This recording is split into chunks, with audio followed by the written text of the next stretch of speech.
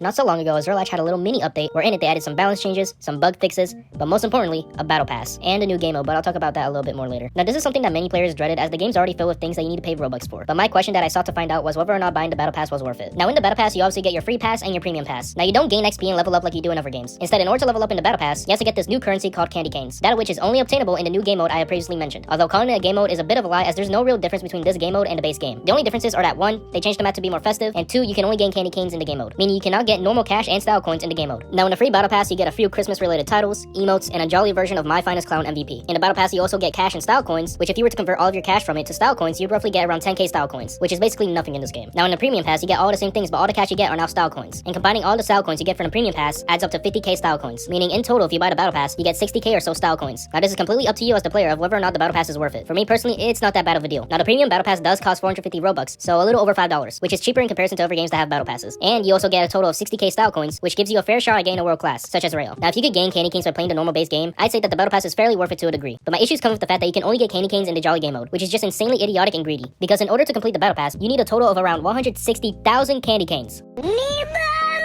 And considering you get candy canes the same way you get normal cash, it's going to take you a long while to complete it. And this is where my issue comes in. I know for a fact that they made it so you had to play this new quote-unquote game mode to get candy canes, simply because if you were able to get them while playing the base game, it'd mean you also get normal cash and style coins alongside candy canes, which is just too many rewards for playing the game in their eyes. Anyways, let's say you somehow complete the battle pass. The next question would be, is it worth getting candy canes over normal cash? Now this depends on how much cash you already have. If you were to have 50k candy and convert it to style coins, you'd get around 16k, in comparison to normal cash where you get around 10k. But this is if you have 50k candy. Realistically, you aren't going to have that much. And even if you did, the amount you gain over converting to normal cash is only 6k, which isn't that much when you're trying to spend for style. Overall, if you already have normal cash saved up, it'd be better to play the normal base game and grind for more than to play the jolly game mode and grind for more candy canes, because the increased conversion rate on them just simply isn't enough to justify playing the game mode. And if you did choose to play the game mode to get candy canes, good luck trying to find a server. Now to be fair, it was 8 p.m. PST my time, but when I went to go find a server for the jolly game mode, there was only 10 servers, 5 of which were my country, 0 of which were my region. So if you wanted to get candy canes, good luck. As well as another reason why they made it so you had to join a game mode for candy canes was because it keeps the CCU of the game up, as people are going to be stuck there grinding for the battle pass. And to be honest, that's all that Boss Studio cares about, which is the CCU of the game, that of which is made very apparent by the fact that the devs still didn't have enough time to work on Rayo, despite having a month to work on it, because their time was being used to make these weekly quote-unquote quality of life changes. Now the balance changes in this update were fine, they were nothing to write home about, except for a few that I wanted to mention. To begin, they reverted Yukimiya's shot back to before he got nerfed, so get ready to see a ton of AI GK slayers in your lobbies. For Borrow, you can skip the running part of his ult move Devour to the shot part, which is a nice addition. Aiku's reflex tackle got an overall increase in his cooldown whether you missed it or landed it. Sai's nutmeg on reflex got a nerf to its speed, as well as you can only use the volley variant of his drive shot in ult once. Nagi now has full iframes on his 0 reset turn, and Enio got his shot's volley speed reduced. Overall, the balance changes were fine, I just wish they got rid of the frame ones already. Anyways, I got a bad feeling about the future of this game after this update, because what's stopping Boss Studio from putting stuff like styles behind a battle pass, or adding more microtransactions than the game already has? I said before, all the way back in the side refresh update, that the game was going to go on a downhill spiral, and almost no one agreed with me. Most people said that I was just being a hater and that Boss Studio was going to save the game. But now we're finally seeing the downhill spiral in action with additions like this. If anything, I just hope they keep the monthly schedule for updates, because the quality of Rail was vastly different in comparison to Corona. And to be honest, if they keep dropping updates with the same quality or better than Rail, then this game might not die, as the Rail update was an amazing update, and getting updates on the same tier as that would be awesome. Anyways, to answer the questions I had earlier in the video, yes, the battle pass is worth buying to a degree, and no, it is not worth grinding candy canes over normal cash. That is, if you already have your normal cash saved up to around 10k. Anyways, that's it for me.